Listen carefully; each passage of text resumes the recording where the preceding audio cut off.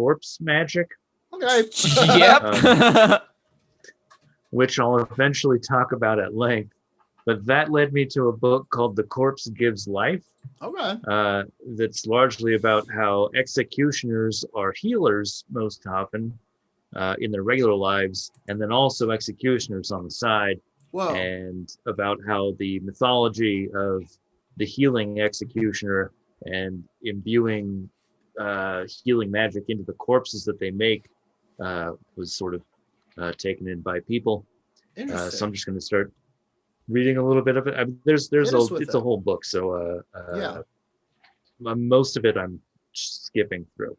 But here's from a section. Give us the hits.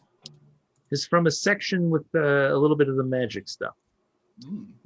Other parts of the criminal corpse were desired for their magical properties. The Franciscan Bernardino of Siena, 1380 to 1444, who preached against popular magic, noted the belief that to cure toothache, one could touch the bad tooth with the tooth of a hanged man. Yeah, this heavy, like you suck on this dead tooth, man's hand kind of stuff going on. How long do I suck on it for? Till it's gone. What? Yeah, you replaced it too. I don't know enough about teeth to think that's not correct, though. Well, you can't suck on a tooth until it's gone, otherwise your teeth would be gone. Fair enough. It was recorded in late 17th century France that to wear a wig made from the hair of hanged man soaked in the blood of a hoopoe would render one invisible.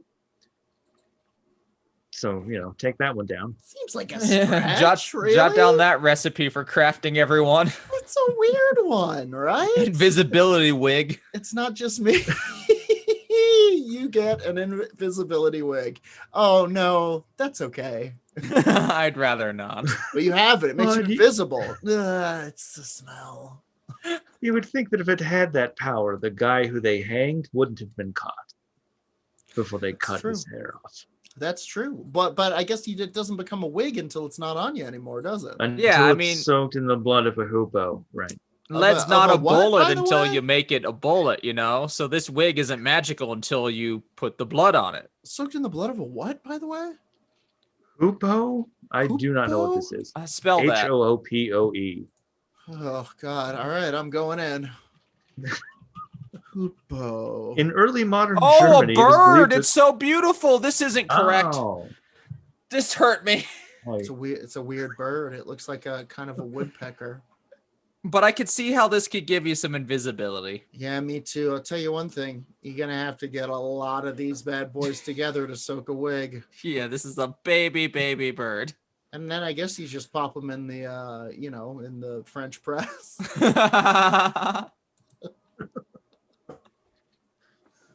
In early modern Germany, it was believed that the finger of an executed criminal brought luck to a household or business. Sure. And when placed in the stables, the horses would thrive.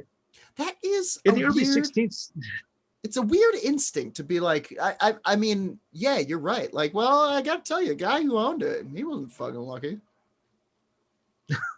Right. Well, and like I said, the first part of all of this, the mythology surrounding the bodies of executed criminals is just bizarre. Yeah, truly. Like, there's tons of shit where people will just like, if you had a goiter and you like rubbed up against the hand of a hanged man, supposedly that would get rid of it. There were epileptics who, as long as you touched, like literally, there's a report of like 10 or 12 epileptics standing to the side of an English hanging of a bunch of like 10 or 15 criminals, whatever, they hang them in mass. And their whole thing was they were waiting for the hanging to happen so that they could grab the still shaking hands, and that would supposedly cure their epilepsy. Yikes! Like a shit ton of people waiting for this to happen. Fuck, that's crazy. I remember hearing that like there was something like something the blood from executed people has curative properties. So during the reign of terror in France, like when people would be executed 15, 16 times a day, there would be people in the audience with just like cups, like trying to catch like the squirting blood for their fucking... drinking the blood of a headless guy. There's another story that I read about a guy who, it was another like group of people who were trying to wait for the blood. Yeah. Head chopped. A bunch of people got the blood. They drank it. And one of the guys who was like the last in line or whatever actually went to the neck and sucked the blood out. God Hell damn. yeah. They were curing like cysts and shit. Just stuff that doesn't even matter. Well, I'm sure it was like, I mean, some of them, if you're sucking the blood out of a dude's neck, you probably have something that needs some ointment. Might be a problem. But let's also look at who they're killing in this French one specifically. Yeah. I also think that rich people blood and their servants have big curative powers. Yeah, their blood is filled with gold flakes. And also we need to keep in mind that it's like these were the peasants who I said servants. I acknowledge what side of the revolution they were on. Sure. The peasants that were catching this blood were they were sleeping on mattresses made of ticks and eating boiled onions and baked onions. So listen, drinking blood was probably not a huge recently from feudalism. Yeah. If you don't understand European, I guess world history, at this time they just kind of let the poop from horses crud on the floor. It was not a good time in cities. It's pretty gross. Yeah. There would be holes to the sewer, but there would be no flowing water it was just an actual shithole. Right. So people would literally just like throw their shit out on the street with the horse shit, and then there was somebody whose job it was to come around and push the shit into the holes. But Roger, why did the Black Plague last for 3 centuries? We'll tell you on this Werewolf Radar.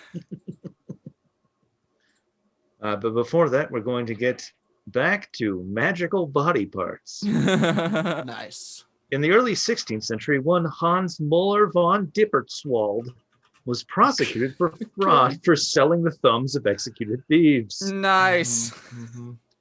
In early modern Spanish Inquisition records, we find people who covertly sought to steal for magical purposes parts of the criminal corpse as it was hanging or was displayed in public places. In Spain, it was forbidden to remove the hanging corpse until nightfall.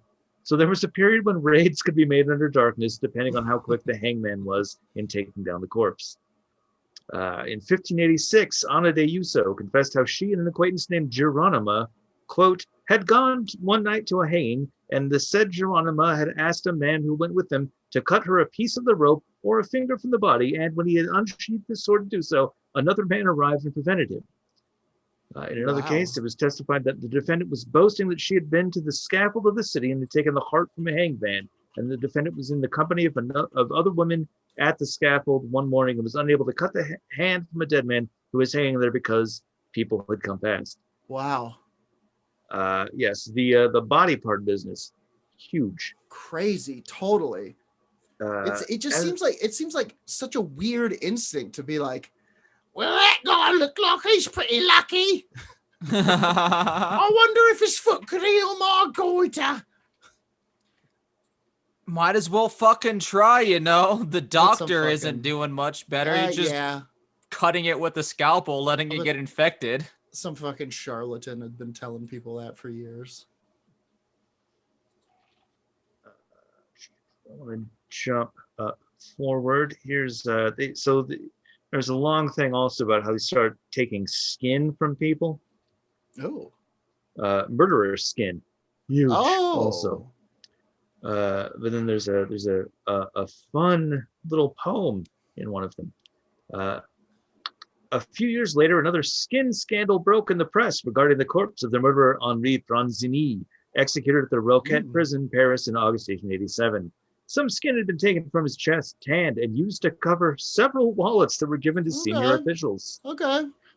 Jeez. Fucking hell. A satirical verse on the scandal ran, "If you want to hold on to your skeleton, don't do like Pranzini. Die in your bed. Rather than snuff it at the Roquette, your body will not be cut up in pieces for the surette." Wow. Under pressure from the newspapers, the wallets were destroyed. Yeah, boy, it would be cool to see one though, huh? Yeah, kinda. gonna pretty jump upset to at, really. I am another- intrigued, you know. Yeah, I mean, you definitely, yeah. I wouldn't want to touch it, you know. But to see it, you know, $5 a gander, look at it through a glass. Yeah, I'd look at it.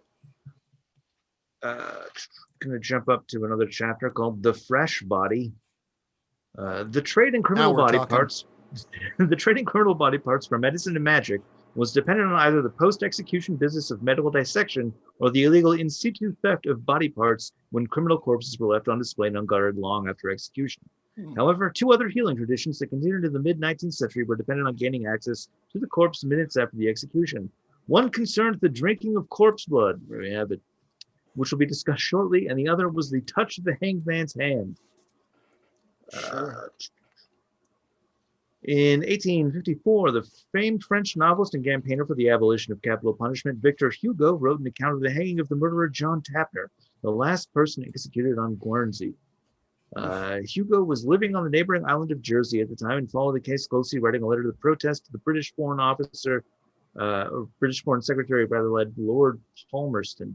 Tapner's execution was meant to be held in private, but some 200 ticket holders were present.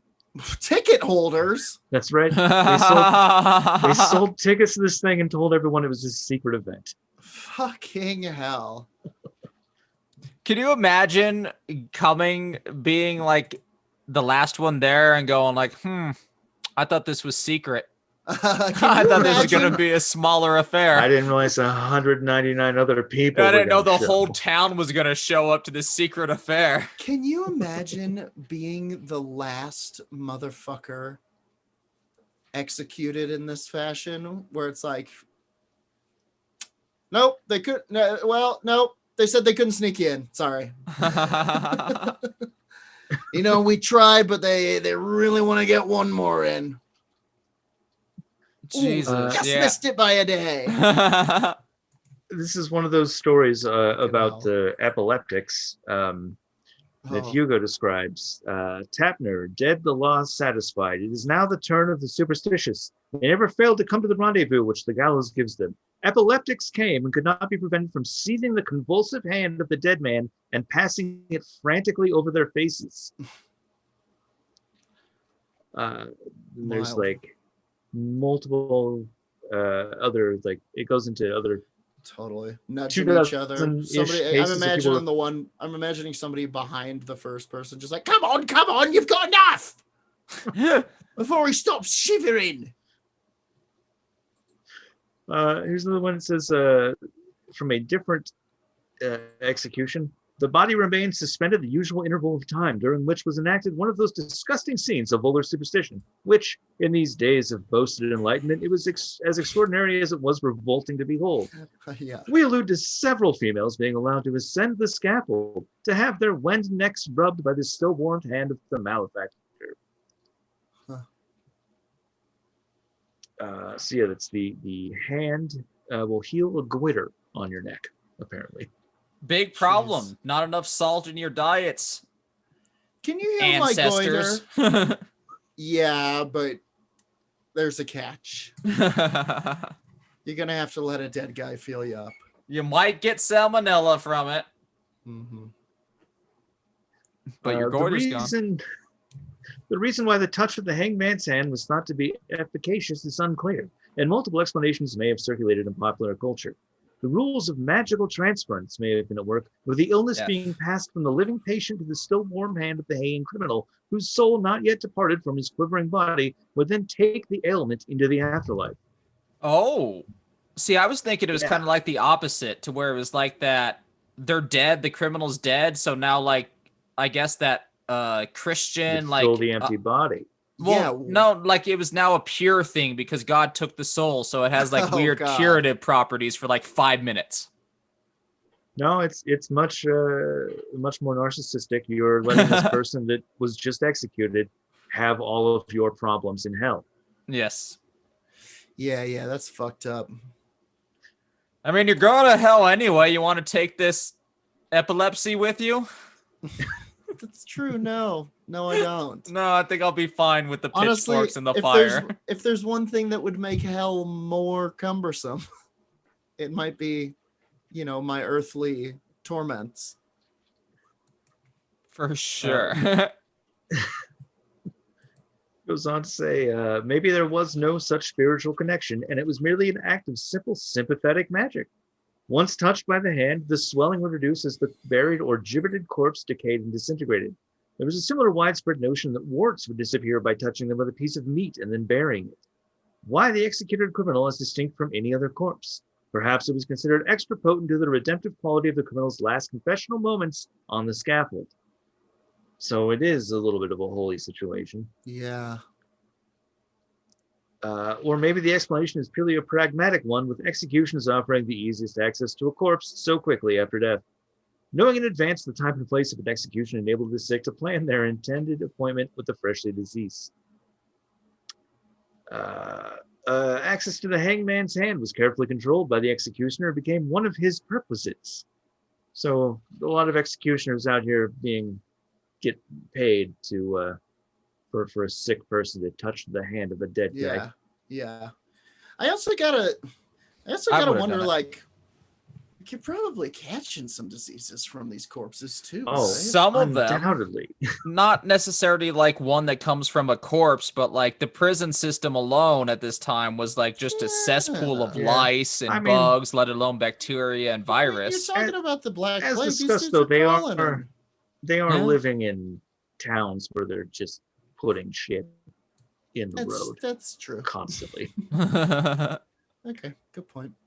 Just before the corpse of James Morgan, I assume, hung, clinking a glass, was cut down at a hanging in Maidstone in 1819, for instance. The hangman enabled a young woman to stand on the waiting coffin in order to be able to reach up and have the hand of the hanging corpse passed over a swelling on her throat.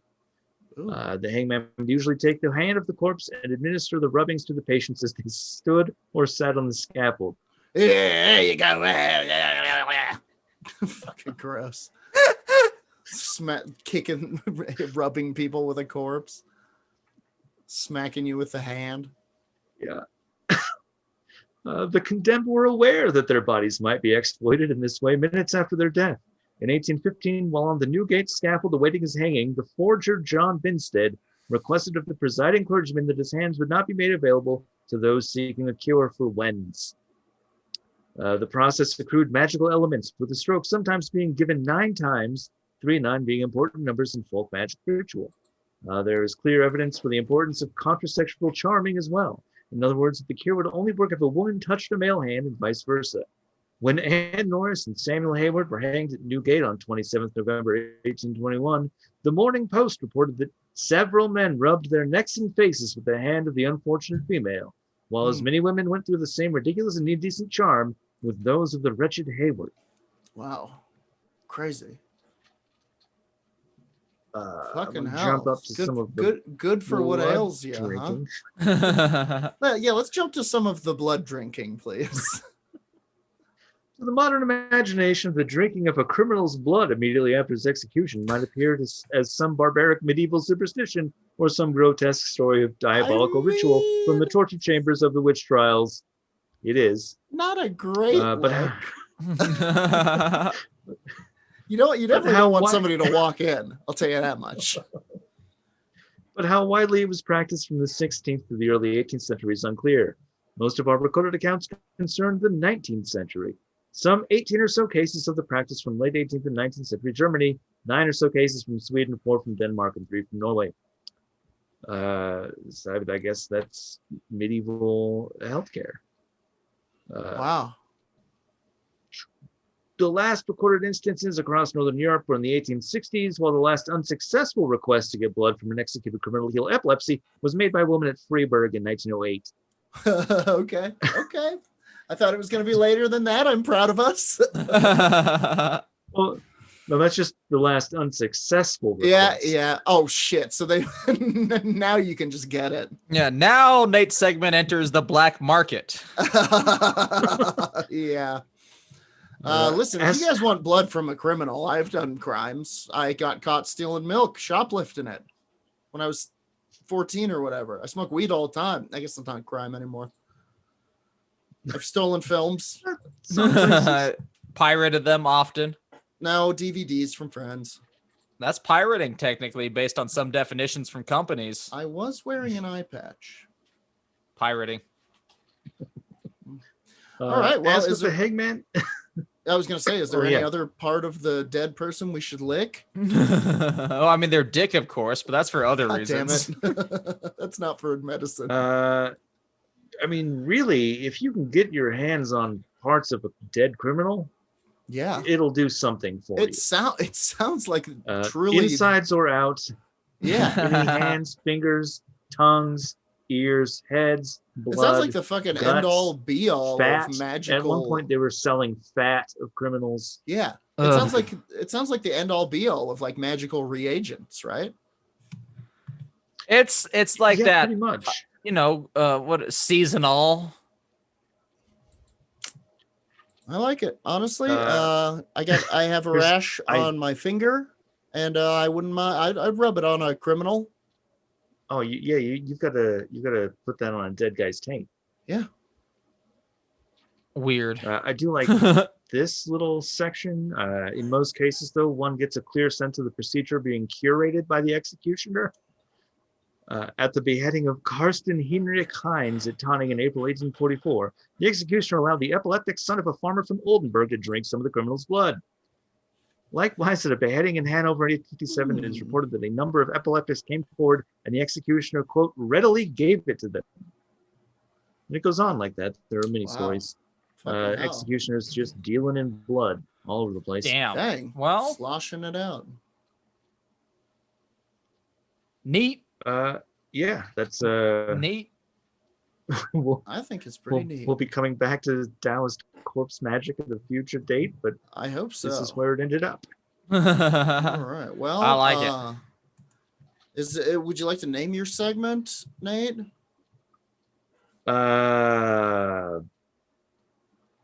Body by fake? I don't know. Nice. I like it.